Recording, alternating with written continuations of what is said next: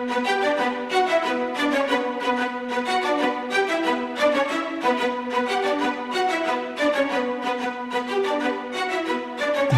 Network presents Football Time. Hey, and welcome to the Football Time Show. We're here for NFL Week 16 of the season. It's felt like a long season, but it's starting to wind down. Now, granted, this is not the week before the week. This is the week before the week before the week before the season ends. So, we'll get into it. Once again, a bunch of COVID stuff is going to creep in here, so it's going to be difficult to really sort of get down and handicap these games. And I think it might be even trickier than last week because they actually ruled people out last week. This week we're getting a bunch of they might be ready depending on the test before the game, which makes that a little difficult with a lot of might be's, especially some quarterback situations and such. But we'll do the best that we can getting into Week 16.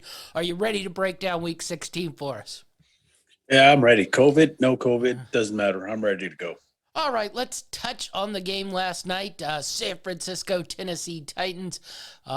I wouldn't call it action-packed, at least not until about that fourth quarter, when for some reason the Niners decided to not double-team the only weapon the Tennessee Titans had on the field. But anyway, Titans make a comeback there. Niners, another tough loss, but good win for the Titans. It sort of relieves that pressure of the Colts coming up on them. They pretty much clinched the division there and, a playoff spot there. So, what'd you make of last night's game? Yeah, I mean, you sent me a text pretty much before the game started asking if I had any play on any of that game, and the only thing that I could text you was the Niners should win, but they'll find a way to blow it. And I had this feeling simply because this is the way the 49ers have been playing all season long. They're actually a really good team. They just have an issue where they can't close teams out. So even in victories where, the margin of victory is very, very small, it's usually because they managed to squeak by or they scored just enough points so that the other team wouldn't be able to come back. I heard some stat earlier today where in the victories, Jimmy Garoppolo has 10 touchdowns and 1 interception compared to the losses where I believe he's 9 touchdowns and 9 interceptions. So obviously, that plays a big factor in it as well. Jimmy G's performance is going to determine whether they win or not. But the Niners have had a very, very serious issue as far as closing out games go. And this is one of them that, it came back in and bit him in the behind. And this is one of the reasons why I stress you have to close games out. You have to be able to put teams away when you've got them against the ropes. And the Niners, they just don't seem to have that this season. And it's probably one of the reasons why they sit where they sit, because if they had the ability to close teams out, I think we'd be looking at a much different record for this team.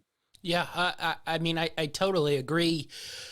You see the Niners and you see them like last week, and they're capable of controlling games. But once again, I think this is maybe the second time in about 4 weeks. I don't exactly remember when that Seattle game was, but, it sort of played out the exact same way.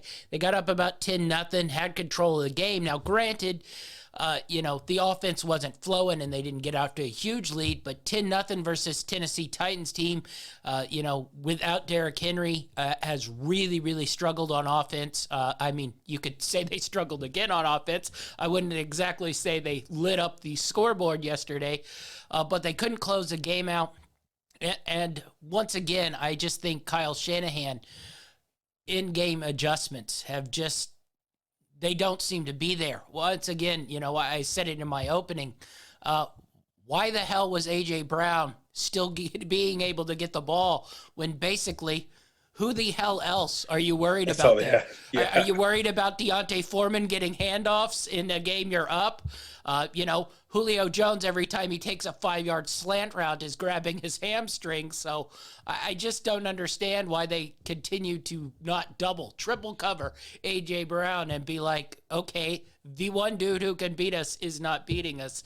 It didn't seem like they would adjust to that. And, The Titans made enough plays, got a good win there. I talked about last week San Francisco being sort of a sleeper in that NFC. I still think they can be that because you can see they can get up on teams. They can dominate defensively. They have enough offensive playmakers. But, it's going to be one of these games where they get up and can't close out in the playoffs that is going to cost them. Yeah, if they can't play the fourth quarter like the fourth quarter and continue to play it like it's the first quarter, you're going to keep running into these issues. And even if you manage to get into the playoffs, you're not going to get very far like that. Yeah. Let's talk Tennessee a little bit here. Coming off a couple tough losses, it's really, really hard to judge this team because you don't know what they're going to be in the playoffs. I'm assuming they try to get Derrick Henry back. I don't know what that's going to be. He's basically missed a whole season, and then you're going to have him, trying to hit carries in the playoffs. But can this team make a run in the playoffs? Their defense has improved well enough where they keep them in games, especially here lately where the offense just hasn't been really good. But do you see this team as a team that can win playoff games, or do you think it's too hard to sort of say what this team is going to be even this late in the season? I'll be completely honest with you. Prior to post the injury to their star running back, I thought that they would be okay. I thought they would find a way to gut out some rushing yards to keep themselves balanced, because realistically this team was very dangerous early on in the season offensively. And a lot of it had to do with the fact that you had Derrick Henry in the backfield, which really opened things up for those wide receivers. But then you started dealing with injuries to the wide receiver corps, and obviously you lost your star running back. And it seems like they've tried out a few different guys. They even brought in Adrian Peterson in there to carry the ball 3 times, I believe, in one game, and didn't quite work out for them. But I still believed that they had the ability to still make some serious noise. As I've seen this team, regardless of this win, which was a really good win and I'll give them credit for, but regardless of this win, when I look at this team now, I see a very one-sided team. And it's one of the reasons why they're struggling so much on offense, because you no longer have that threat of that monster in the backfield where you have to watch him because he can pass the ball, he can come out and catch the ball, or he can pound it right into your face. You don't have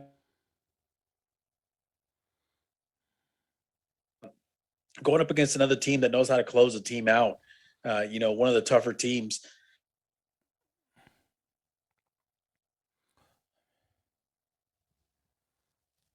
Get back into things.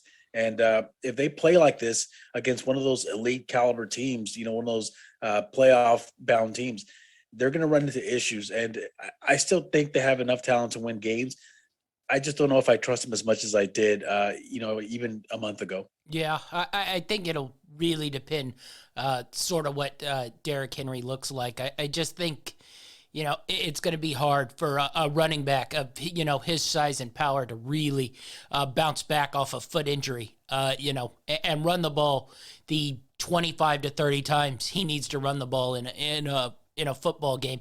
Maybe they can win that first round game. I think, it's really hard, especially in the AFC, to sort of say who we think's a player, because I think the first round of the playoffs in the AFC for sure is going to be all matchups. I mean, you can really say NFC wise, it's going to be all matchups. I know we're going to get to your Rams here in a little bit, but there are definitely teams you want to see in that first round of the playoffs, and there are definitely teams you don't want to see in the first round of those playoffs. And I just think there's so many of these teams that just haven't separated themselves that it's going to be basically just based off all matchup wise and who gets who and who seems to play who well. Like, I think if like the Steelers were to sneak in there, I don't think the Titans want anything to do with that matchup. But, if, a team like Baltimore or something sneaks in there, I think they'd love that matchup. So it's really, really interesting this late in the season that we have no real teams that I think we can trust other than maybe a couple here. Yeah, I mean, and that's pretty much been the climate of the season so far. I would say that there's probably, like you mentioned, there's probably just a handful of teams that I feel are probably, worthy of trust in the postseason. And, realistically speaking, even those teams can be beat. But, like in the NFC, I think about the Packers, which I'm sure we'll get into in a little bit. Yeah. But, there's just really, really very limited amount of teams that I feel confident enough to say this team can beat just about anybody in the playoffs. And that's just the way the season has gone. Yeah. Well, we'll get into it, and we'll kick off with your Packers starting tomorrow at Saturday at 4:30. Speaking of teams want to see make the playoffs and play in the first round would be the Cleveland Browns. So Cleveland Browns at the Green Bay Packers. Packers at home, 7.5-point favorites here. They are saying Baker Mayfield, though he has not been cleared from protocols yet, will be cleared from protocols. I don't know how you can say that if he hasn't quite passed a test yet, but they're saying he's going to pass a test. So, whatever. 7.5 for the Packers here. 45.5 is the over-under. 4 is the, first half spread. 23.5 is the first half over-under. Green Bay wasn't pretty last week versus Baltimore, but I think that's just more a credit of Baltimore has been able to just play games, and Green Bay did what Green Bay does and gotten wins all year. Basically, I think they've been the only team all year long that's been consistent basically from the start of the season to the end of the season, other than that first game versus New Orleans. Green Bay comes out, but the Browns... coming off another loss to Las Vegas last week, keeping Las Vegas hopes alive. I don't know if you want to blame it on COVID missings. I didn't think Nick Mullins played all that bad, and in fact, he let them down to a game-winning drive before the defense, which didn't have that many COVID missings, let the Raiders drive back down and kick the game-winning field goal. So 7.5 for Green Bay. What are your thoughts here on Cleveland? They're still in the playoff hunt, but I think last week's loss sort of put a nail in that coffin pretty good. They got a lot of teams to leap here. Now, first I'll hit that analogy you used for Baker Mayfield, which, by the way, for some reason, when you said Baker Mayfield, all I could picture was Johnny Manziel for some reason. Yeah. But, when you said that whole he's going to clear even though he hasn't cleared, listen, I used to use the same line back in high school. When I would tell the young ladies and my friends, yeah, I haven't passed my driving test yet, but I'm going to get my license. Obviously it took a little while longer than that to get it, but it's the same analogy here. You got to stay confident here, and you have to at least, show some sign of confidence. And it helps, with the fan base, at least, to kind of get everybody motivated and get everybody up for the game. But yeah, I don't know who's playing quarterback in that situation. I don't know if he's going to clear or not. But regardless of whether he does or not, I think that the clear pick here is the Packers. They've been probably the most dominant team in the NFL this season. And that's saying something because they've been very quiet. Last season, you look at the type of season Aaron Rodgers had, an MVP season, but all you would hear was how great the Packers were, how great they were playing, how Aaron Rodgers was the best quarterback ever. And not much has changed when you look at the numbers. His numbers are still there. He's racking up wins. He's putting up big numbers, but you're not hearing about the Packers as much, which is kind of scary. I think they're probably, at least in most people's faces, in most people's minds, they have to be the favorite right now. And this is definitely a good situation for them to get back on track after, I wouldn't say a poor performance, but a subpar performance against the Baltimore Ravens. They're still hot. Most teams, I like to talk about teams that get hot at the right moment. The Packers are still hot. They've been hot pretty much all season long, barring a few mistakes here and there. And they seem poised to really make some noise in the playoffs. So I think it's gonna be an interesting matchup just to kind of see if they can get back on track. But I mean, the Packers, man, they're having a really good quiet season. Yeah, that 7.5 number would be the thing that would scare me off just a little bit here. Their defense has been, I don't want to say bad because it hasn't been bad, but the last couple weeks it's been a little bit more leaky than it was, earlier in the year. But I still think when push comes to shove and they need to get stops, they get stops. It's just that 7.5 number. Quarterback wise, honestly, Nick Mullins, Case Keenum, Baker Mayfield. I'm not sure there's, the extreme margin there that maybe there's a little gap between Mullins and Baker Mayfield, but I don't think it's enough to really, really factor. The 7.5 would just be where I'd be a little scared, but, Cleveland going into Green Bay, I think Green Bay's the play, but I don't know if I'd want that 7.5 number. I'll tell you what scares me, okay? And it's, do I believe that Green Bay can cover that 7.5 spread? I think they can. They're probably the best team as far as covering spreads this season, in my opinion. I just haven't taken as much as I'd like to, because their spreads always seem to be pretty freaking high. But that Cleveland defense gives me a little bit of pause. Myles Garrett and the company, they can make some noise, man. They can really wreck your Sunday or your Saturday in this instance. And that's probably the only thing that really gives me pause. I could definitely see a scenario where Green Bay's due for a letdown prior to the playoffs, and this just happens to be it. I could definitely see a scenario where that happens, and I really wouldn't want to have part in that, which is the only reason why I'm not taking any action on this game. But I feel like if I felt a little more confident in the ability of the Packers to slow down that Cleveland defense, then I think the Packers would be the play here. But I'm staying away from it personally. Yeah, I was going to ask you, Green Bay's the only team that's clinched a playoff spot. They're game up, both on the Bucks and Cardinals for, home field throughout and the bye. I'm curious how important you think that is. I definitely think the bye is important, but last year they had home field throughout, and the Bucks went up there and beat them. Now, granted, it was a close game, but I wonder how important home field really is in the playoffs. I think that bye is important. So I'm wondering if the Packers, close this season out, going full bore, or start to sort of, hot and cold rest guys to make sure they have everybody ready to go in the playoffs here. I'm curious your thoughts. You think they're going to go all out, try to close this season out strong, or start to, find spots to give guys a little bit of a break here? Well, if you ask me my opinion on how important home field advantage is, I will tell you that I don't think it's very important, especially this season. We've seen it throughout the entire season that home field means very little this year.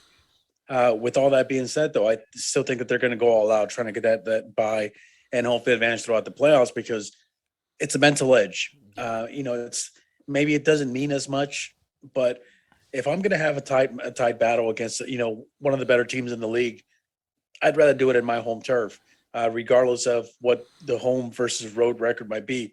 You look at the team like the Cardinals, for example, who were basically undefeated on the road, and their losses came at home. Home field advantage probably didn't mean as much to them, but I'm sure that if they had the choice, they'd want a home field advantage as well. So I still think they're going to go all out trying to get that home field advantage and that bye, but I don't think it's as important as it has been in years past. Yeah, I think more than anything, it sort of guarantees you a win in that second round matchup. You saw it last year when the Rams came in there to face the Green Bay Packers. They were just they were beat up, they were worn down. They didn't have a whole lot of chance in that game. So I think it helps you get to that AFC Championship game. You only have to win one game at home coming off a bye. It sort of favors you. I don't know how much it helps you truly in the conference championship game. I think that's, by that point, you're both playing teams who can win on the road, and it doesn't really factor all that much. But to play devil's advocate here, we have seen it several different times, especially during the playoffs, when you really tend to see it. Sometimes the bye isn't always the best thing. Guys get cold, guys get sloppy. They aren't running their assignments properly. And the teams that you really see take it all the way are usually the teams that are fighting from the moment the playoffs start to the Super Bowl. We saw with the Giants several years ago, when they were facing off against the Patriots, they came in as a wild card team, basically an underdog pretty much for the whole playoff run. And they made it all the way, ended up winning the Super Bowl. So we've seen both sides of the coin here. But I think that if teams were given a choice, I think they'd obviously want a bye and home field advantage. Yeah. definitely so. All right, let's move on to our next game. And speaking of teams who we don't believe in, we gave them a little boost a couple weeks ago, but I think we jumped off. We were grasping on the bare end of that bandwagon train, and I think we were just holding on to those tail feathers. And we, no pun intended. Yeah, we dropped off pretty quick. I think we're both fully off them now. Indianapolis Colts go to the Arizona Cardinals. Cardinals are favored by 1 point here. 49 points is the over/under. Half point on the first half line to Arizona. 24 on the first half over/under here. I don't think you could have two teams probably going in more of a different direction here than the Colts and the Cardinals. So, of course, as I push you to really ride the Colts here, it probably means the Cardinals are going to win by 40. But the Colts getting +1 here. I don't think I could turn this up from what I saw from Arizona the last really 2 weeks. Starting with that game versus Los Angeles and then going into that game versus the Lions where that wasn't even a close game. The Lions basically dominated that game from the start to the finish of the game to the point where they pulled Kyler Murray. They said it was for injury prevention, but I know why it was. Yeah, I have a little injury prevention, and he was playing like crap. So, I think we both said last week we wanted to see what this Arizona team would be like without DeAndre Hopkins on the other side of the field, lining up next to A.J. Green and Christian Kirk. And I didn't like what it looked like. And, I told you earlier in the week I was looking for can Arizona make the playoffs? Yes, no prop. They don't have one, but they still have a win total of 11.5 over under, and the no on 11.5 is +145. So I put a nice little helping on that one because I think they're going to struggle to win 2 more games. I think they might go winless the rest of the game, and really do think it's a minimal shot, but a shot they might miss the playoffs here. So I'm just curious your thoughts on Arizona before we get into Indianapolis and their win versus New England last Saturday. I mean, you basically hit the nail on the head with your analogy. That's exactly the way I was going to open this up. One team's hot, one team's not. And that's just the basic truth of the whole situation is the fact that the Cardinals, whom everybody was praising, everybody was, glorifying and crowning as the next big thing, they've really fallen down to earth. And it's only taken a couple of weeks. They're very good in September weird. And October. Yeah, and listen, this is not the first time they've done this. This is not the first time that they've I'm not going to say folded because they still have a good shot at not only winning their division, but locking themselves in a good playoff spot with a home field game. So I'm not going to say that they folded, but we saw this last season as well, where they started off really hot. They looked really good, looked very promising. And as the season progressed, they really started falling off. You start to see the insecurities with the quarterback, with Kyler Murray's game. Once things don't start going his way, he gets very pouty. As a Ram fan, obviously, I love to see that. But I really thought that losing DeAndre Hopkins wouldn't be such a drastic issue for them because we saw them play well when they didn't have Murray and they didn't have Hopkins. They even missed Green in one of those games, and they still played well. But Jared Goff, man, the Redbird assassin, he does this. He does this to the Cardinals. He's got a pretty good record against them now, albeit to be fair. That's usually because he's with the Rams and Sean McVay, and they had the Cardinals number. So that's not. It's a little bit. As they say, it's a little diluted there. But the Cardinals here, I don't know. I still think they're going to make the playoffs. I still think they have a really good shot at winning the division. But they really got to pick it up because the Rams, whom probably a month ago, back in November, we thought that the Niners might leapfrog the Rams, and it was going to be Cardinals, 49ers, Rams. I think if they hadn't blown the game yesterday, I'd still have a half inkling. And listen, they still the ball's on their court. They basically hold the future of their season in their own hands. All they got to do is win. You win out, and you win the division. obviously it's easier said than done, and they've got a pretty tough matchup here. The Cardinals have been struggling pretty much over the last few weeks at stopping the rushing attack. And what do the Colts do really well? They rush the ball really well. So this is definitely not a recipe for success. But I do think that if a team could find a way to win, barring their weaknesses and all, it's the Cardinals. It's just I have no confidence in it. So me personally, I'm jumping on the Colts on this one. I think the Colts are the smarter play.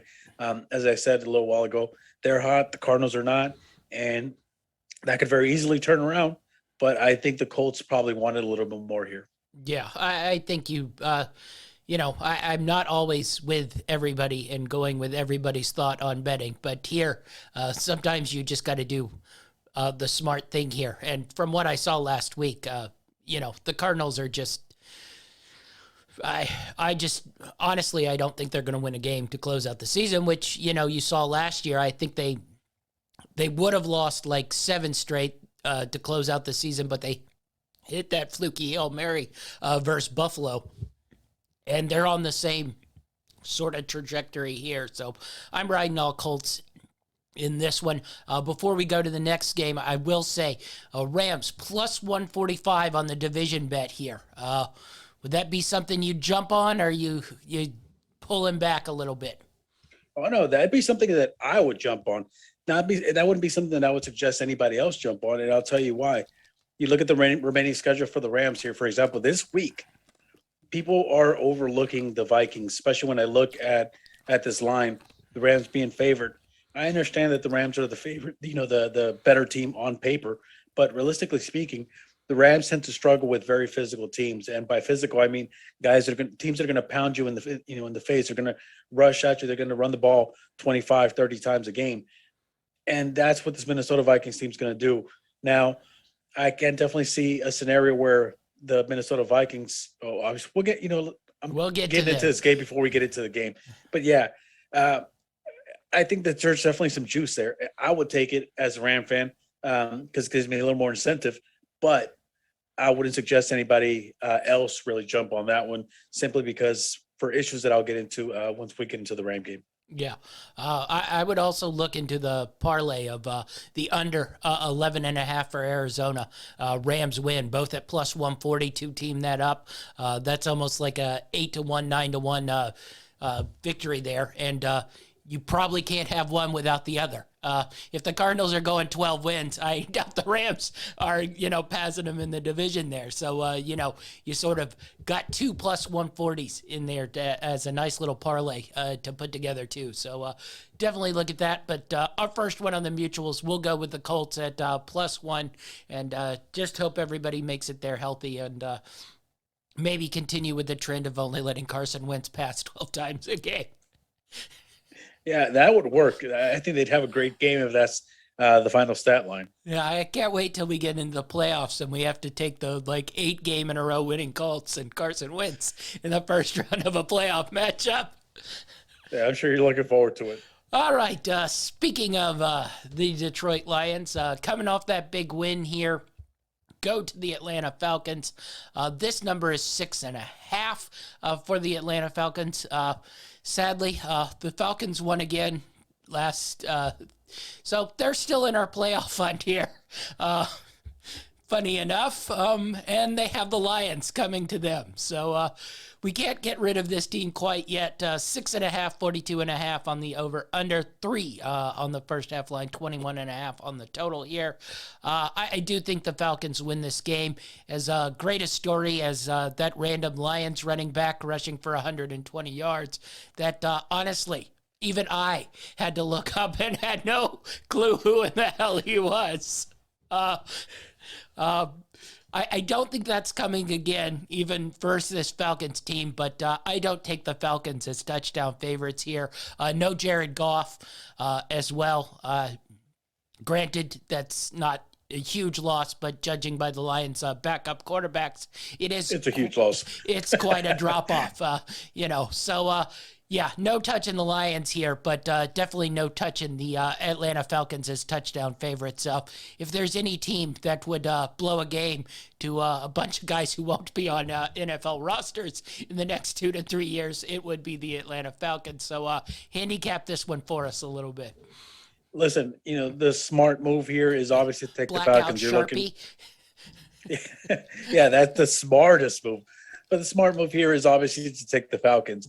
You're talking about the Detroit Lions team that's struggled all season long to get wins, both on defense and on offense. They've struggled, different times in the season, and now you're talking about them losing their quarterback, and I believe he's under COVID protocol, I believe. Yes. So we saw what they looked like when He's he under the missed that one, game. then he's not coming back. I think he was for sure out.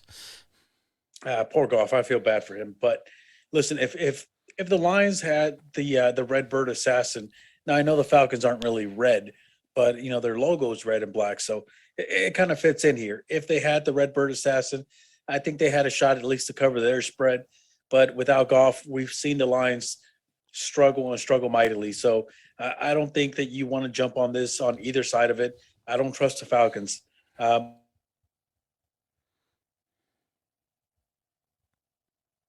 And the Lions, you can't take them, especially now without Jared Goff. So I think this is a hard pass. Yeah, this is a hard pass for me as well. But it's going to be fun watching the Lions close out this season. I'm highly curious if they're going to end up with more wins than any of us even dreamed of in life. But we'll move on to a really, really big-time game. Baltimore Ravens at the Cincinnati Bengals.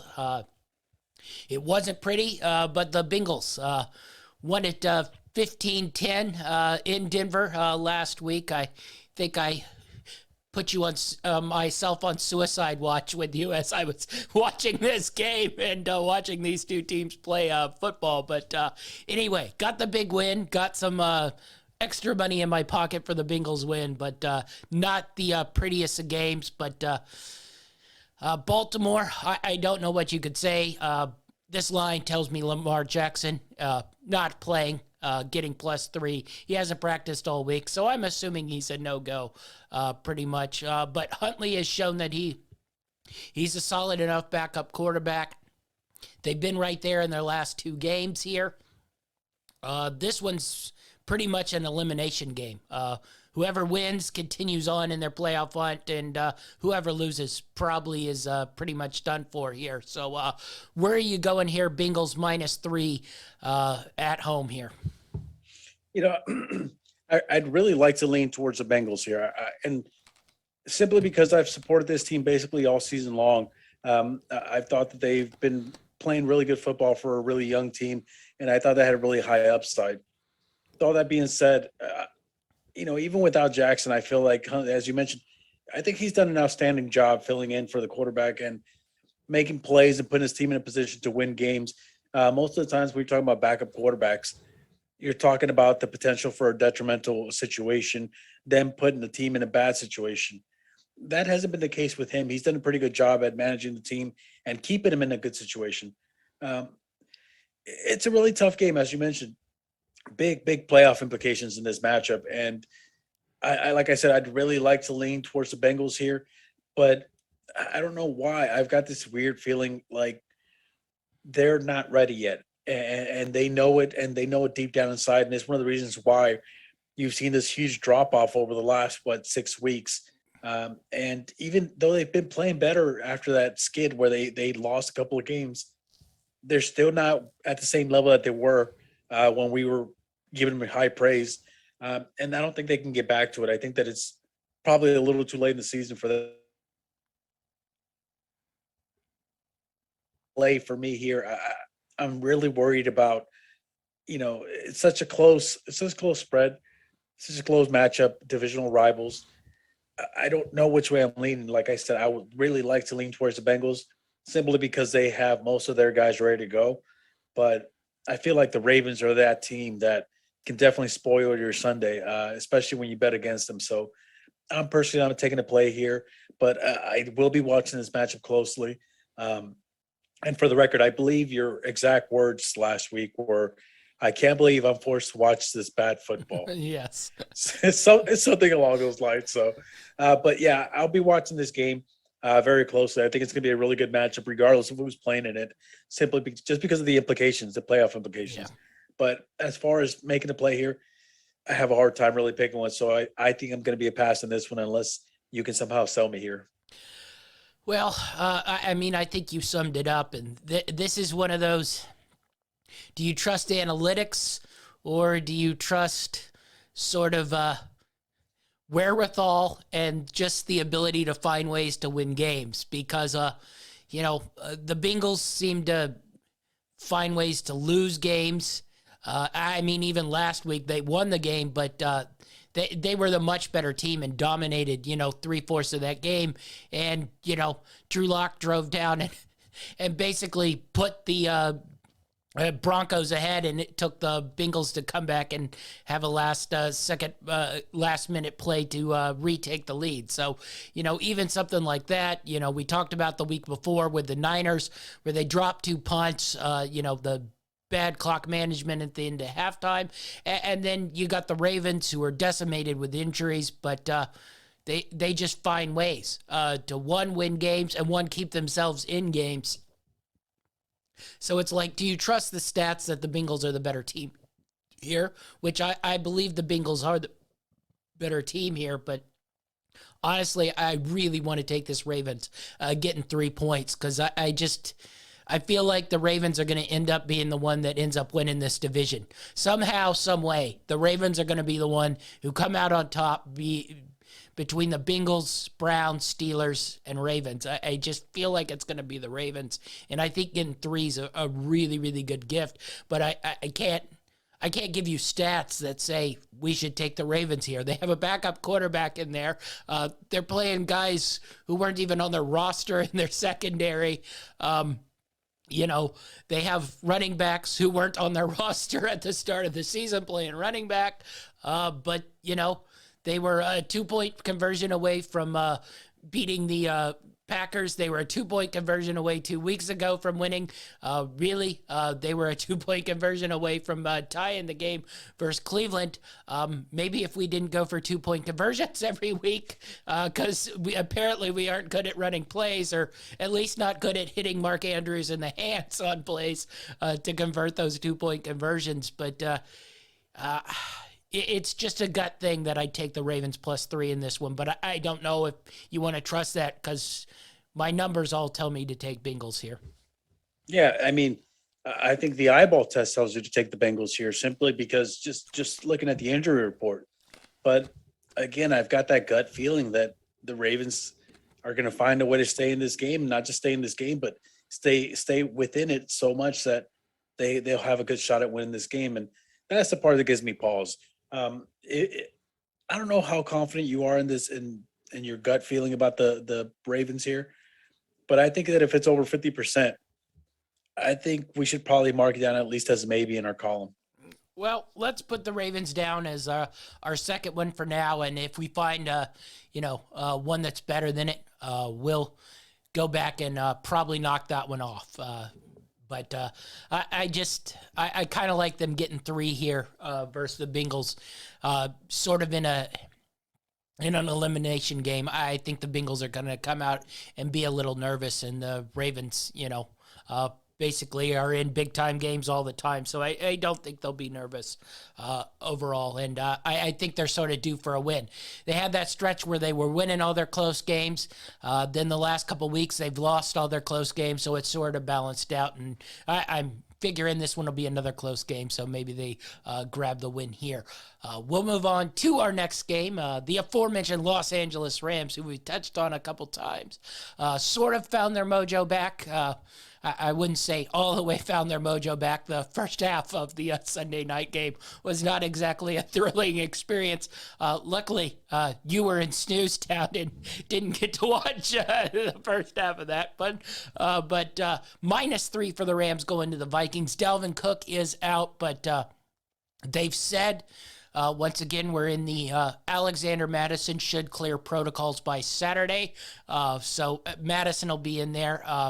Once again, that drop-off is not quite as, huge as you'd think. Madison's, I think, gone for 100 each time that Dalvin Cook has not been there. 48.5 on the first half, over under 1.5 for the half line, and 23.5 on the first half, over under on that one. So Rams coming off a nice win versus Seattle, sort of righted the ship there with 2 division wins.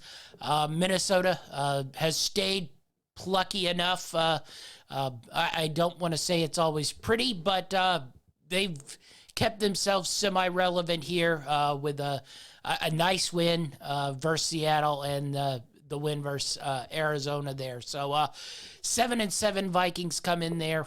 We'll see if they can continue their trend. But what are you feeling in this -3? I was sort of a no-go here, just because it just seems like a difficult game. I don't like the -3 for the Rams going on the road here, coming off 2 big-time division games. I'll tell you what gave me pause when I was looking at this matchup. I think that -3 is a fair assessment by Vegas here. Especially, when you look at the teams on paper, the Rams are obviously slightly better. The record's obviously better. But when I look at this Minnesota Vikings team, this team has the ability to really cause issues for the Rams. The Rams have issues, as I was mentioning a little while ago when we were talking about the playoff implications. The Rams have issues going up against physical teams. And by physical, I mean teams that are going to pound the rock.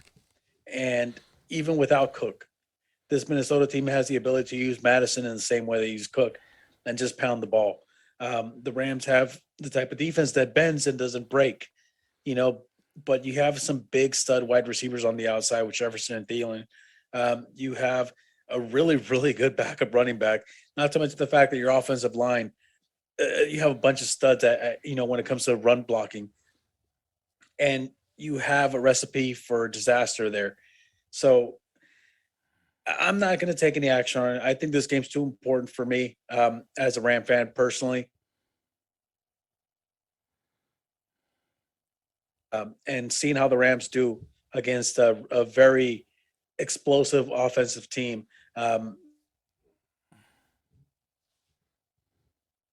Very telling for that defense if they can really shore up as we get into the closing portion of the season. Wide receivers from getting open down deep, and if they can, I think that it bodes well for them. And in the postseason, but this game right here is going to be very telling. The Rams actually have a couple of tough games left, and talking about game styles, the type of style that these teams play, it fits perfectly to go up against a team like the Rams, who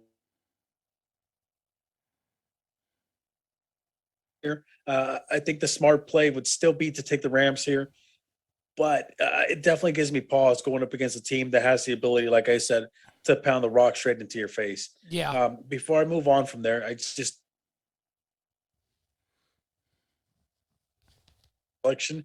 I think it's not a big shocker, but I don't think we've talked about Cooper Kupp as much as he probably deserves to be talked. He's currently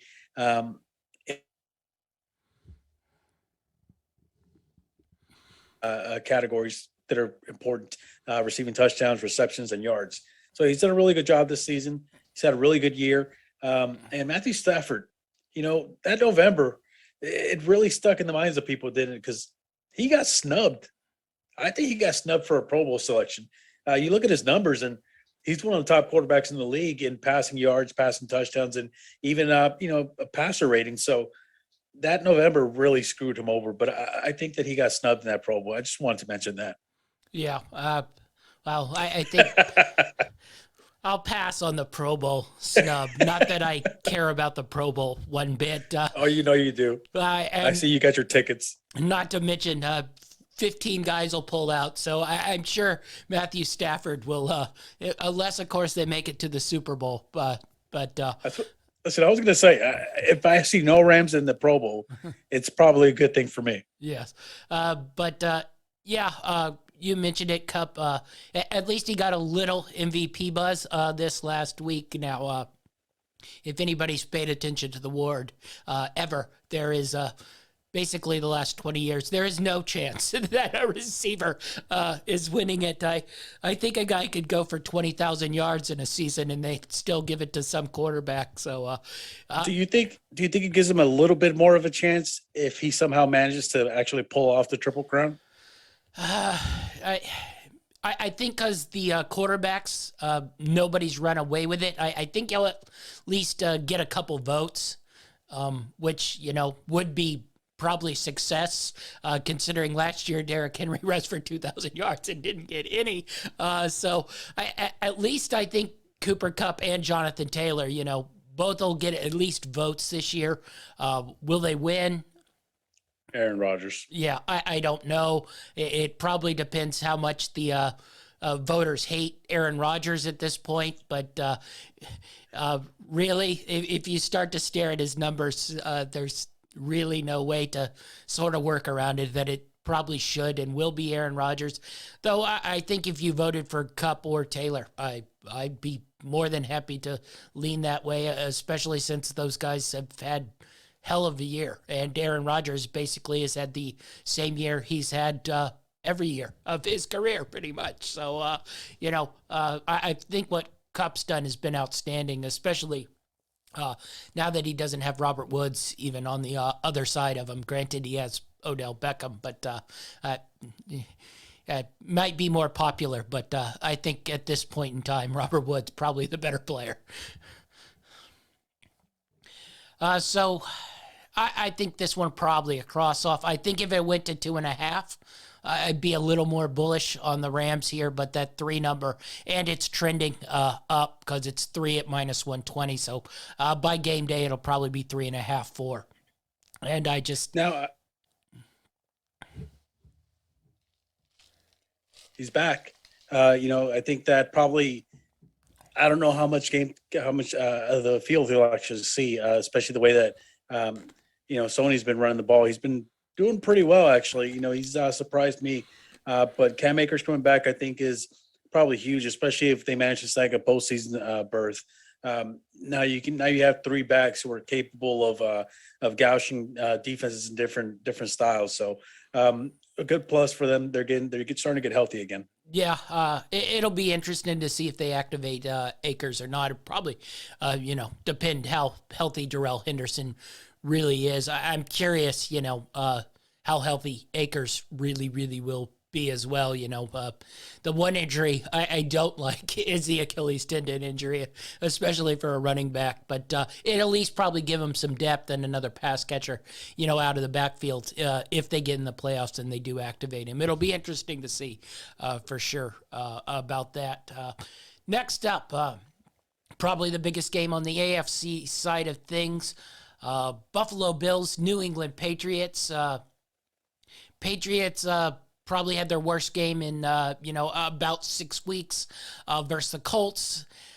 Bills got the win. It wasn't pretty, but they got the win. Bills 2-point underdogs here, so Patriots -2, 43.5 in the first half. In the game line, first half line minus half a point to the Patriots, 21.5 in the first half over under. I really don't know what to expect from this game.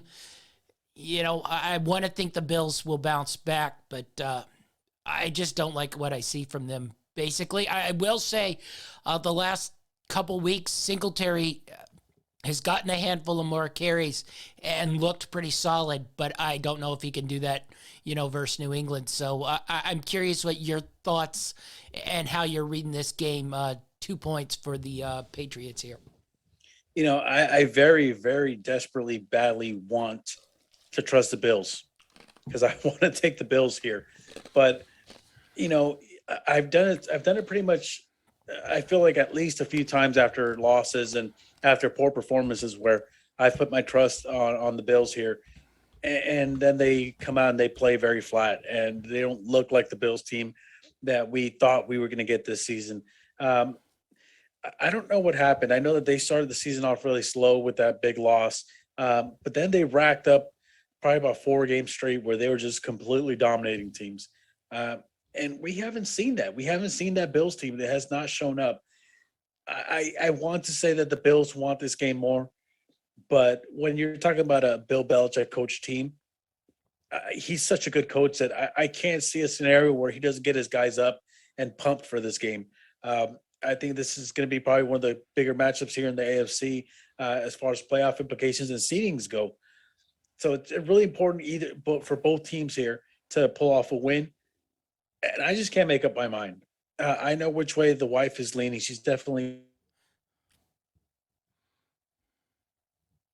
but I don't know what I really want to take the Bills. I really want to take the Bills. I just can't bring myself to do it. Yeah, we can't factor your wife's thoughts in this one. I think it's a biased selection, and the Patriots could be favored by 20, and I think she'd still want to ride the Pats in this game. So we'll knock her thought process on this one out. This is a really, really interesting game because, whoever loses puts themselves in a scary place playoff wise. I think the winner probably has pretty much control of that division. You don't want to say full control, but one of them will go to 4-1 in the division. One of them will go to 3-2. It's just whoever loses this game. You've got the Dolphins right there on their heels. We'll get to that game. It looks like they might get a freebie to get to 8-7. The Patriots still have to play the Dolphins here, to close out the season. So, you win this game, you put yourself in a good position. You lose this game, depending on tiebreakers. Now, the Patriots have a couple more of the tiebreakers overall than the Bills do. But right now, the Bills sit out of the playoffs. So it's really, really... with the Bengals, Colts, Chargers, Steelers, we still have to throw the Raiders in there. The Dolphins, especially with the fact that, there's a now upward chance that they win that game versus the Saints, which I think both you and I probably thought that was where we're getting a loss here and there for the Dolphins. It's just really, really hard to sort of knock one of those teams. And I'm with you. I really want to take the Bills, but I just can't trust them. Even off last week where I thought maybe they go back to where they put it on, a team, and they just didn't do that. I will say they got out to a lead and sort of were safe and secure and protected the lead, but it just looks like they're struggling on both sides of the ball, confused with what they want to do overall. So, I want to take the Bills, but I think it would probably be best just to watch this game and see what Buffalo Bills we get. And if they get hot, maybe we ride them in the playoffs and see if they can sort of find their form that they had last year. Yeah, and I mean, listen, this is not exclusively an ideal situation for the Bills. This is an ideal situation for any team. If you're going to get hot, there's a couple teams that are hot now, but if you're going to get hot, this is the week to do it. We're a couple weeks out from, the final game of the season. This is when you want to start putting things together. This is when you want to put your best foot forward and really come out and do your best to dominate teams because we've seen it time and time again. The teams that get really hot towards the end of the season are usually the teams that have a lot of success.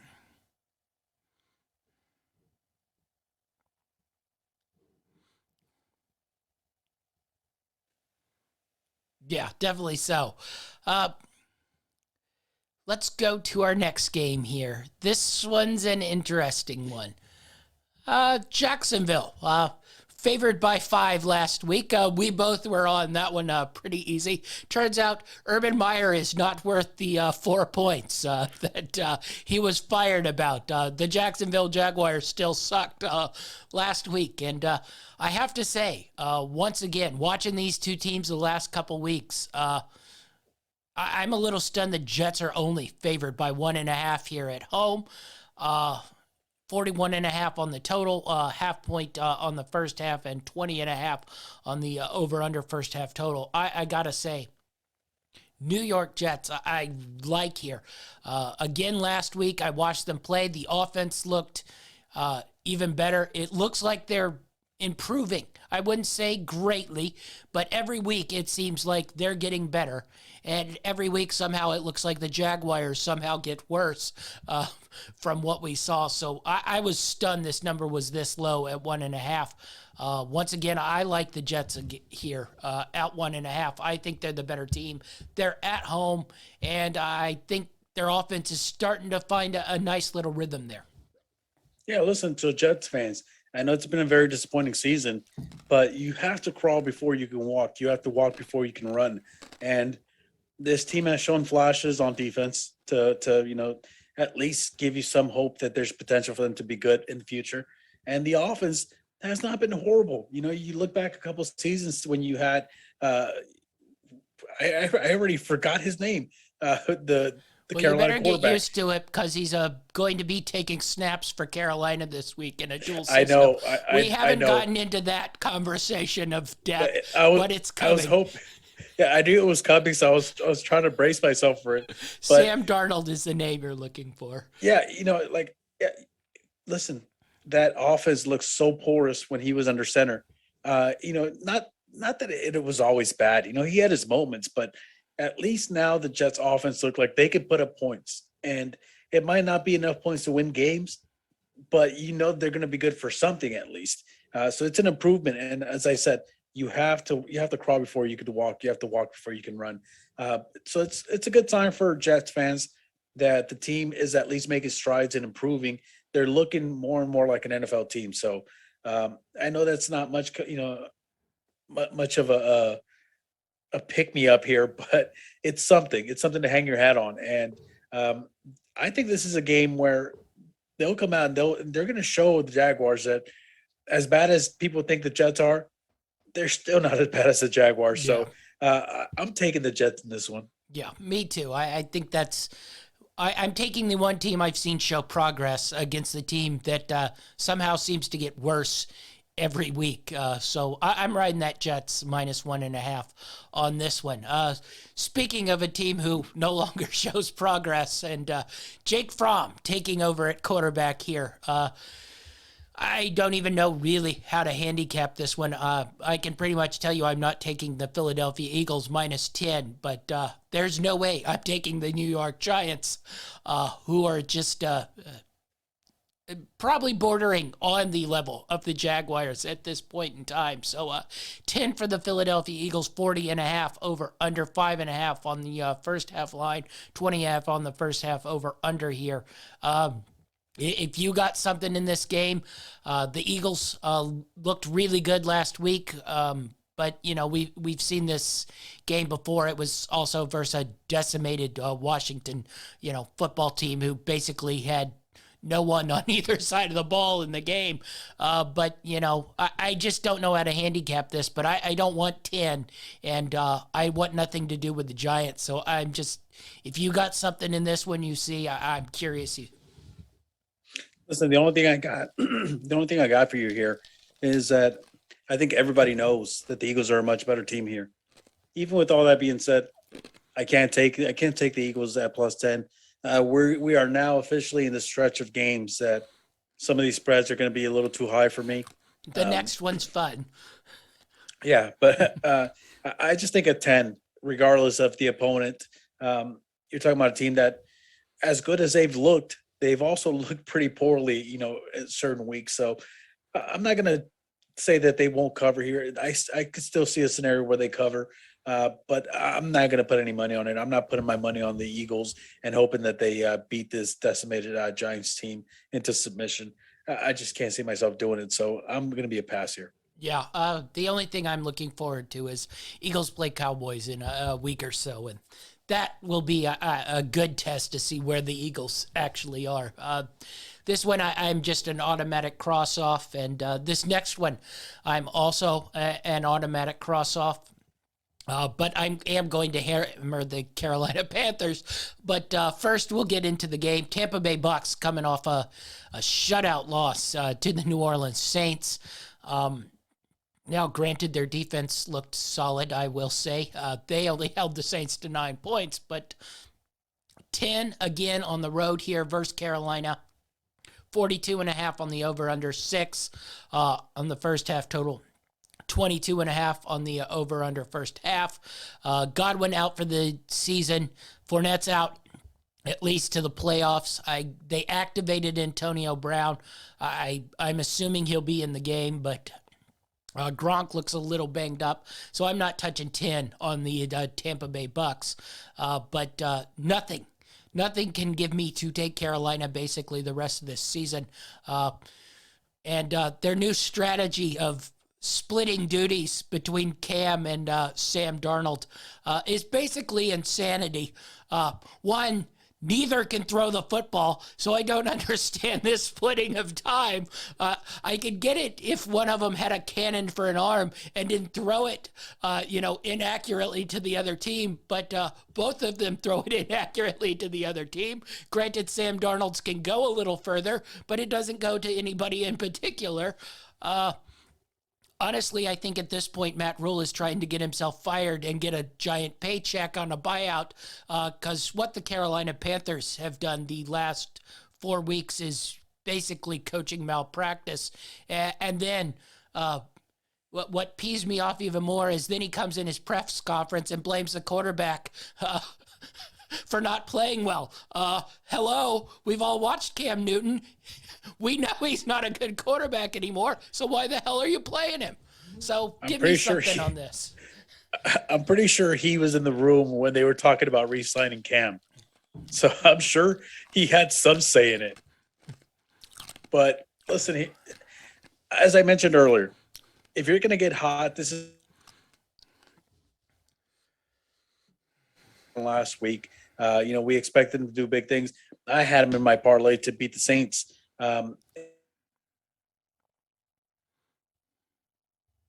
Listen, that's not a big deal. Yes, you're banged up, you're dealing with injuries, but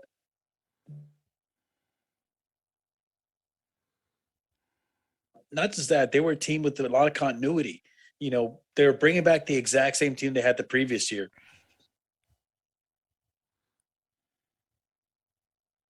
Points, regardless of how bad the Panthers are playing, regardless of how poorly coached they are. I can't see myself taking a 10-point spread just solely based off the fact that you're dealing with some injuries, divisional matchup, and concerned. But this is the right game for the Bucs to get back on track. Yeah, I think they'll get back on track. I think looking further, what do you think of the Bucs right now? Do you think they still how much separation do you put the Packers from the Bucs? Because I think that was, Packers probably a solid 1 right now. I think everybody would still say the Bucs are a 2, but I'm curious if you put them more in that pack with the Rams, with the Niners, with theoretically Arizona and a couple of those other teams in there, or do you have them more closely up there with the Niners even after what you've seen the last couple weeks? You mean the Packers, I'm sure, Yes, not the Niners. Not the Niners. Yeah, I think I have to be realistic here. And regardless of how they looked last week, the Bucs are still a really good team. They still have the GOAT under center. They've got a lot of weapons on the outside. They've got, you said Fournette's out for at least 1 week. That's fine. They can manage for a week or two without him. They're still very well-rounded team. You saw that the offense couldn't do anything last week, but that defense is still on point. Yeah. And they haven't been playing great, but they step up for certain games. So I think the Bucs are more closely to the Packers than they are to the rest of the NFC. But I think with these injuries, the gap's closed a little bit between both parties. So I wouldn't put it past anybody being able to beat the Bucs, but I still think the Bucs are favored here. Yeah, I think it would still be nobody I'd want to see in the first round if I was the NFC, especially if a couple of their guys can get healthy. But we're a blackout on this one. I can already tell you I'm a blackout on the next one as well. Chargers 10.5-point favorites versus the Houston Texans. sadly enough, I think Davis Mills might be the second best rookie quarterback. He throws for a lot of yards. He throws it to the other team a lot, but 10.5, 46 on the over/under, 5.5 on the first half over/under, and 23.5 on the first half over/under on that one. Chargers 10.5 just is a no-go. Eckler's banged up. Keenan Allen's a little bit banged up here. I think the Chargers sort of secured a nice little spot where as long as they don't do anything too stupid, they're probably going to get in the playoffs here. So that 10.5 number has me a little nervous, but with the firepower and the quickness that the Chargers can score, and the Texans really have no reason to play football. So if they get behind, I'm not sure how much they're really going to be into it. So I'm just a no-go on this game. I'm curious if you have a feel one way or the other on the Chargers-Texans. No, I'm also a no-go, but I do feel that the play here would probably be that first half line for the Chargers at -5.5. As you mentioned, the Chargers bring a lot of firepower to the table, and yes, they do have some guys that are kind of banged up, but seeding is still important. And you're talking about a very, very young team with a lot of talent and a lot of a very high ceiling as far as the talent level is concerned. I think that they still try to manipulate situations to give them a boost of confidence. So I think that if I had to take anything here, it'd probably be that -5.5 for the first half. I think that they have enough firepower to really give it to Houston here and cover that spread for the half. But again, I'm not taking any action on this game. I'm a no-go. Yeah. Also, their coach is a freaking nutball. He goes for fourth downs a little too often for my comfort, and I don't want to be on the first half line when he decides randomly to go for a fourth down on his own 20, up 10-0, and then hands the ball over. So that's going to be fun in the playoffs, I can tell you.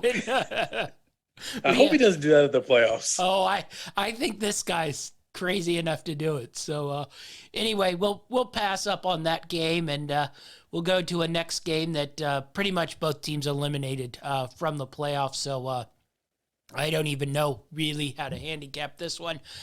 Bears at Seahawks. Seahawks 6.5-point favorites. 42.5 on the over/under here. 3.5 on the first half number for the Seahawks. 21.5 on the first half total. We're getting into that point where some of these games have basically no bearing on the season. This is one of them. I don't even know how to handicap this one. You got probably the better team in Seattle, but the Bears have a young quarterback, so they might be more willing to press things there at the end. So I'm just curious if you have a play on this, or if this is we don't watch meaningless football games, and we certainly don't gamble on them. Now, listen, I'm not going to take any action on this game. I don't feel like the implications here are important enough to warrant me, wanting to watch a Seattle Seahawks Chicago Bear game. But I will say this: at +6.5, or what is it, 6.5? Yeah, 6.5. I think the play here is, believe it or not, the Bears. Yeah, I know. I have that feeling too, which is probably. I love Russell Wilson. Okay, and this is coming from a guy that's in the NFC West. I love Russell Wilson. Russell Wilson, to me, he's a superstar. Obviously, he's a superstar, but I mean more in the sense of this guy's magical, man. He can make things happen when you aren't expecting it. He makes things happen. All that being said, I heard this crazy story. So I was driving to work last night. I pulled an all-nighter at work, and I listened to talk radio, and they're talking about the Seahawks and how a healthy Russell Wilson would have been a different outcome for the Seattle Seahawks. And I'm sitting here thinking to myself, how? He was healthy for most of the season. Yeah, and I don't understand. I think he has a worse record than Geno Smith. Yeah, I think Geno played okay in his absence. And, I think a lot of times as NFL fans, especially the more casual fans like myself, we get really lost in the aura of some of these players. And we start to put these guys on a pedestal, and we figure that, The only reason they're this bad is because this guy's not getting the help he needs. The only reason they're this bad is because this guy was out for 2 games. It's a 17-game season. All right, 3 games is not going to make or break you, believe it or not. Yes, it'd be nicer to have those 3 wins, but guess what? He was actually healthy and playing for most of the season, and they still have this outcome that they have. There's something else going on in that locker room, and it goes beyond the X's and O's. I think this has something to do with the front office and player personnel, which I won't get into right now because neither team is good enough to actually warrant this conversation.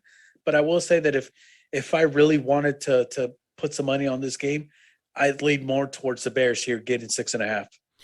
Well, I just said we shouldn't gamble on it, but I'm a little bit on the Bears here as well.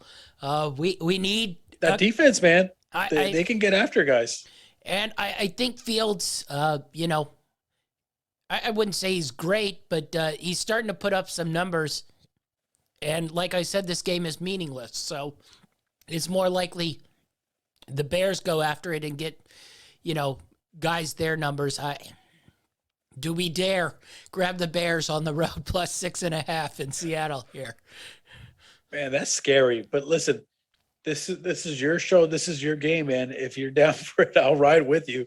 We'll go down together. But all right, number 4, we're gonna put the plus 6.5 on the Chicago Bears here. To I don't know what to do. I'm forcing you to watch this game because I'm not turning it on. What is this? A afternoon game? Yeah, it's the 4 o'clock. Okay. I think I could do that for you. All right. Next up, we got the Pittsburgh Steelers at the Kansas City Chiefs. Chiefs are 8.5-point favorites, and probably don't look now. Basically, we probably could have ignored doing shows for the first 16 weeks of the season. Come back and. The Chiefs and the Packers are the 2 teams who are probably favored to go to the Super Bowl here. Nonetheless, the Chiefs starting to look good. They still aren't what I'd call an explosive offense like they've been in the past, but their defense has been much, much better. That front line of Frank Clark, Melvin Ingram, and Chris Jones has been ridiculously good. Secondary shored up, not giving as many plays. And really, the Chiefs are smartly just taking what they're given, running the ball when they have to, making completions when they have to. And if the explosive play's there, they usually take a shot and hit it. So they seem to be back, and really, if you ask me a favorite coming out of the AFC, I'd probably lean right towards the Kansas City Chiefs right now. Pittsburgh Steelers, nice win last week. Honestly, if I was picking a coach of the year, I swear I'd pick Mike Tomlin. To have this team where it is and completely what it is.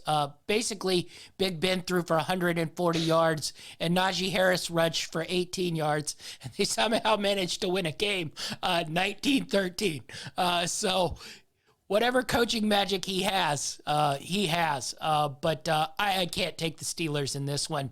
I just see no way they're going to score.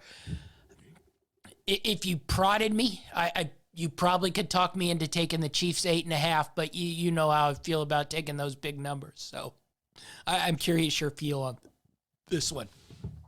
Listen, this might come as a bit of a shock. The Chiefs offense is not playing this, to the level that we are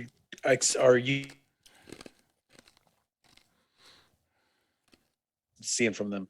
But luckily for them, their defense has really stepped up over the last 2 months.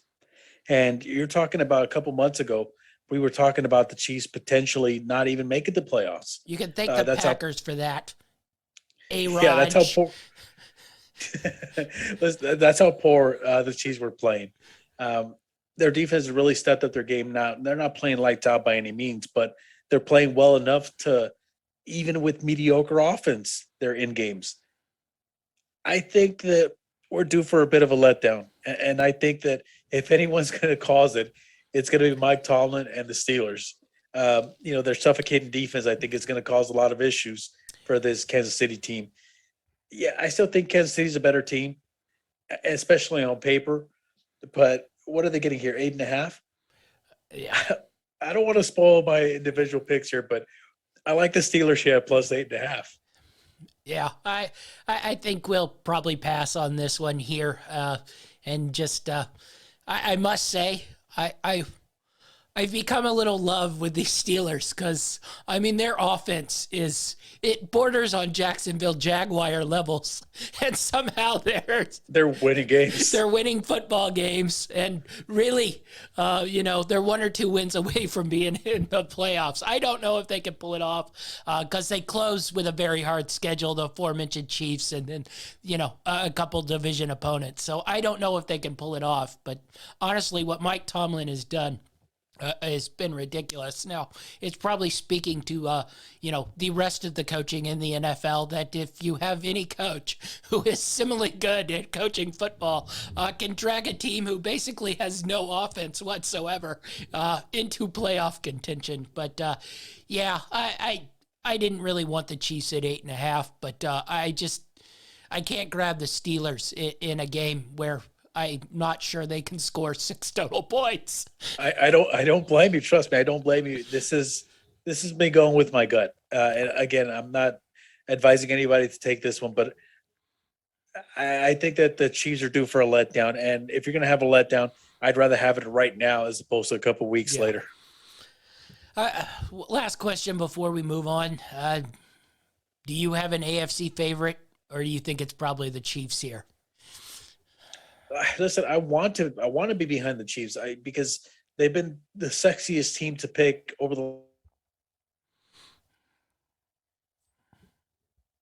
You've got Kelsey, big tight end who makes big plays, and not just that, he's also really good at run blocking. They've lacked a little bit of a run game over the last couple of seasons, and they managed to get by regardless of it. But this season, it's really come back to haunt them, and I can't pick them as favorites. I can't. I want to, but I can't. I just feel like there's too many holes that I've seen from this team this season to lead me to believe that they can somehow manage to plug each one of them and get through without an issue. All right. We'll move on to the next one. This one should be an interesting one. I'm curious which side you're going to take because I don't know which team is showing up. I do know Drew Lock is quarterbacking one, so I lean the other way here. But smart man. But I don't know if we have enough bold gumption to go out there and grab them because last week they played well, which probably means they're due to lose by 50 this week. But the Denver Broncos go to the Las Vegas Raiders.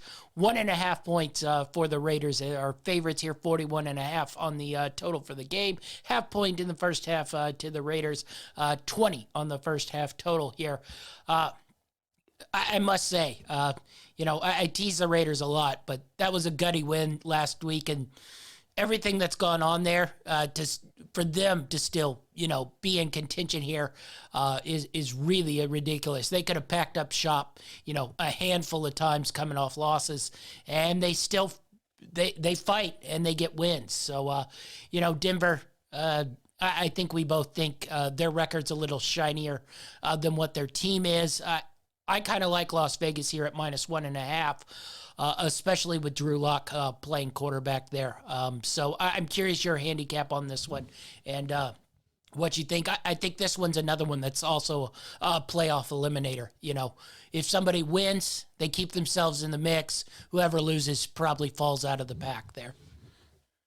I really have no feel for this game, and I want to take the Raiders, but as you mentioned, I feel like as soon as I do, they're going to turn to the Raiders that I thought they were going to turn into after the whole fiasco happened with them.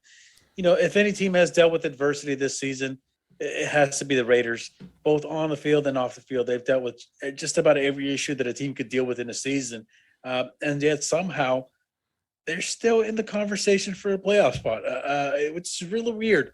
But I think you have to give them kudos. I think you have to give the coaching staff some kudos here. They've managed to keep this locker room united regardless of all the situations that they dealt with, all the different hurdles that they've overcome. And I really want to take the Raiders because of it. But as I said, I had the feeling that at some point they were going to melt down. And yes, we are towards the basically end of the season.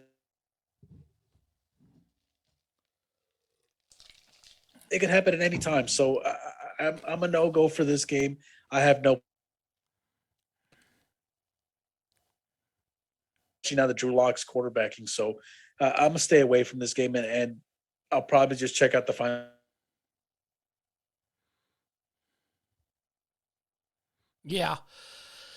I want to take the Raiders, but it's probably best to move on past that one. We'll see if we can get our fifth mutual in either of these. I'm curious if Washington goes to Dallas. Dallas is a 10.5 point favorite in this one. Washington still, it's hard to say. They said Heineke's going to be back. So maybe it's there. These two teams played 2 weeks ago. It was that game where Dallas dominated and then somehow almost coughed it up, which is sort of becoming rhetoric all of the last 6 weeks of the season. 46.5 on the total, 6 on the first half, 23.5 on the first half total here. This Dallas team is winning, but I don't think I could trust them to cover 10.5. They did cover that number last week, but once again, I didn't think that offense looked great. It hasn't looked great basically since about week 6. I don't know if Dak's hurt. I just don't know if it's not clicking, but I'm not taking a 10.5 Dallas, but a part of me wants to take the 10.5 number on Washington, but I just don't think they're healthy enough to really aggressively grab the 10.5 on this number. I'm curious what you feel on this one.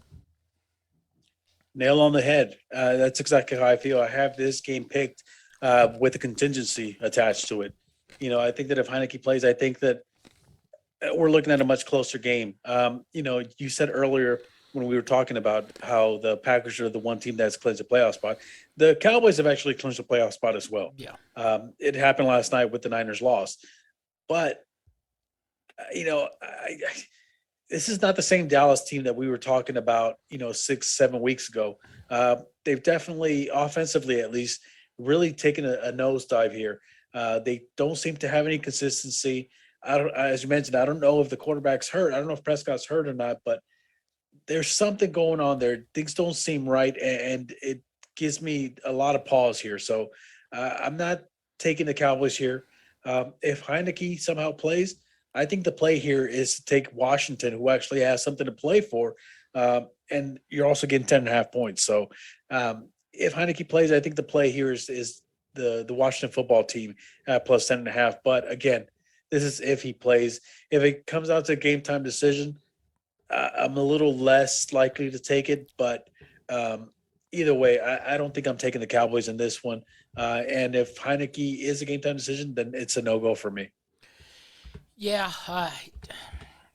I want to take Washington, but I think there are better picks here. We'll move on to the next game. See what you think about that one. If you have a play one way or another in that one, and then we'll see what we have. We need one more pick here to see. The next one is the New Orleans Saints and the Miami Dolphins. Miami Dolphins go to New Orleans. New Orleans is getting 2.5. Both Taysom Hill and Trevor Siemian are ruled out for this game. Ian Book theoretically is going to start, but honestly, I'm a little nervous because they both tested positive for the virus here, and Ian Book was in the same, room with them. So I don't know if we're going to get a last minute. They did sign Blake Bortles, to fill a roster spot. The Saints did on the other day. So he has a chance to probably play. He hasn't been in the room. But the Dolphins got a decent win versus the Jets. I wouldn't say it was pretty, but no Jalen Waddle in that game. They had a lot of COVID things. They still have a lot of COVID, up in the airs in this game. Honestly, I really want to take the Saints here, plus 2.5. I think that defense can shut down the Miami offense. But, not knowing the quarterback situation, and honestly, if you told me Bortles was going to be the quarterback, I think I'd be more confident than Ian Book, a fourth-round rookie who I didn't think was a very good college player. So I just don't know what to do here. My gut tells me to grab that 2.5 for the Saints and watch this defense shut down the Dolphins. But It's hard to do when you don't even know who's going to be playing quarterback here. So I'm curious your feel on this one.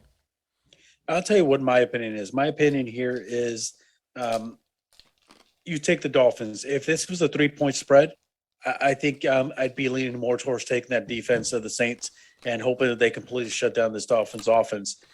But with the fact that it sits at 2.5, that a field goal can actually cover that spread for you, I think the smarter play here is to take the Dolphins. I think that as good as that Saints defense can be, I don't know where they're going to get their offense from. I don't think that Kamara can single-handedly take this team, put it on his back, and carry them to a victory offensively. So I'm taking the Dolphins here at -2.5. Like I said, if it was 3, I'd lean a little more towards taking the Saints. But at 2.5, where you can cover that spread with the field goal, with the kick of the foot, I think the smarter play here is to actually take the Dolphins. Yeah. The thing I think would be a good bet is the under on this number. I know it sits really low at 37.5, but I think if you just look to last week and the Saints game, 9 was the total. I'm not sure it's going to get much higher from that. You're basically saying this is going to be 2017. It'd probably have to be 2020 to hit that over number. I'm not sure the Dolphins can get to 20 on the Saints defense, and I'm almost 100% sure there is zero chance the Saints are getting to 20 points in this game. I don't care who's playing quarterback, because basically there is going to be one player who touches the ball, and I'm guessing the Dolphins could probably work out that shut down Alvin Kamara, the Saints aren't scoring. So even at 37.5, I think the real good play here is the under on this one, because my guess is it probably drops another point or two by game day. Yeah, I actually hadn't given that any thought, but now that you mention it, it actually does seem like the much better play. If that's something you want to roll with, what are we at, 4 right now? We're at 4. This would be our 5th. Yeah, if that's something you want to roll with, seeing as how this is the last game of the slate, I believe. I'm down to go with that also, but whatever you want to do is fine with me. All right, we're going with our 5th mutual, the under 37.5 in the Dolphins-Saints game. So we're going to have the Indianapolis Colts at +1 over the Arizona Cardinals. We're going to take the Baltimore Ravens at +4.5 over the Cincinnati Bengals. We're going New York Jets -1.5 over the Jacksonville Jaguars.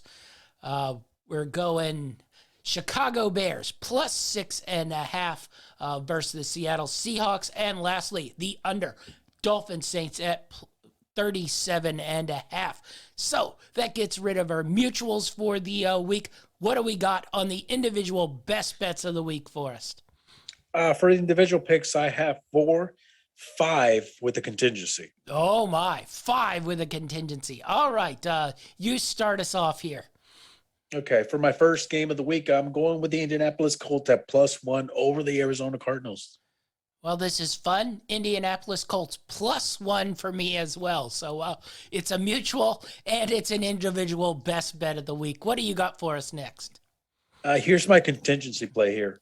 I've got the Washington football team at +10.5 with the contingency that Heineke plays and he's not a game time decision. Yeah. All right. My next one up is the New York Jets at -1.5. For my next pick, I'm taking the Pittsburgh Steelers +8.5 against the Kansas City Chiefs. All right. My next one up is the Chicago Bears at +6.5 for me. My next one is going to be the Miami Dolphins at -2.5 going up against the New Orleans. I got the Las Vegas Raiders at -1.5 versus the Denver Broncos. And let's see, last pick of the week here. I've got the New York Jets at -1.5 going up against the horrible Jacksonville Jaguars. All right, so fun slate of games for us both. That does it for the week. We'll be back next week. Everybody have a very Merry Christmas and a Happy Holidays. Where can we find you, Achilles? As always, you can find me on Twitter at TD Achilles. All right, that's our show, and we're out.